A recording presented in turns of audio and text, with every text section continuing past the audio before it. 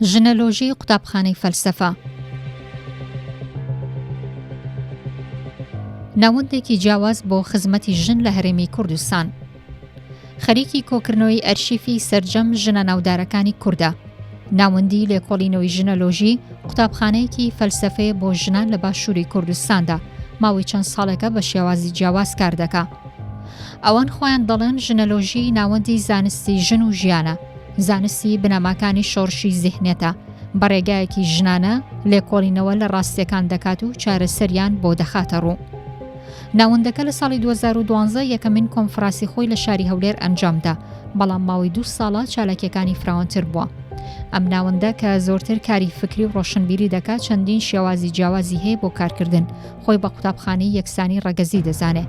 یەکێک لە بەرهەمە ناسراوەکانی بڵاوکردنەوەی کتێبی دەستپێکردنی ژنۆلۆژی بوو لە ساڵی 2016دا تا ئێستا 3 جار چاپ کراوەتەوە. ساڵی 2019 کتێبی بە سیاسیبوونی هەست و کتێبی ئیتیک و ئیستاتیک و نامیلکەی ژنۆلۆژی بڵاو کراوە. گەم بەرهەمانەش پێشوازێکی بەرچاوی لە ناوەندەکانی پاراستن و کاری یەکسانی ڕەگەزی لێکرا. ساڵی 2020 کتێبی سەدەی 21 دەبێتە سەدەی ژنی بڵاو کردەوە. ئەوە جگە لە دەیان هەڵمەتی هۆشیاری کە لە ڕێگەی برۆشۆر لە ڕابردوو ئەنجام درراوە. یەکێک لە کارە جیاوازەکانی ئەم ناوەندە ئەنجامدانی کۆرسی تایبەتە بە دۆخی ژنان و کێشەکانی ژنان لە کۆمەلگادا. پێشتری شاوشێوی ئەم کۆرسانە لە هەرێمی کوردستاندا دەگمەن بووە.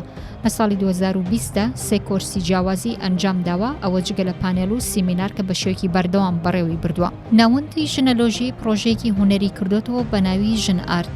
لەنێو ئەم پرۆژێدا ژنانی هونەرمەند دەتوانن بەرهەمەکانی خۆیان تایبەت بە دۆخی ژنان بڵاو بکەنەوە. ئەم پرۆژێ 7 ژنە هونەرمەند سەرپەرشتی دەکەن. ژنەلۆژی بەرهەمی ژنانی کورد لە هەر 4 پارچەی کوردستان و جیاندا لە بواری نووسین و ڕۆشنبیریدا ئەرشیف دەکا. ئەم کتێبخانەیە بۆ ئەو مەبەستە دایانناوە کارەکانی بەردەوامە. ئەم بەشە لەلایەن 15 ژنەوە لە سلێمانی سەرپەرشتی دەکرێت. ناوەندی ژنیڤیان لە شاری کەرکووک کراوەتەوە، بە سەرپەرشتی ئەکادیمیای ژنەلۆژی کار دەکات، لە بواری تونند و تیژی دژی ژنان و لە ئێستاشدا کار دەکات.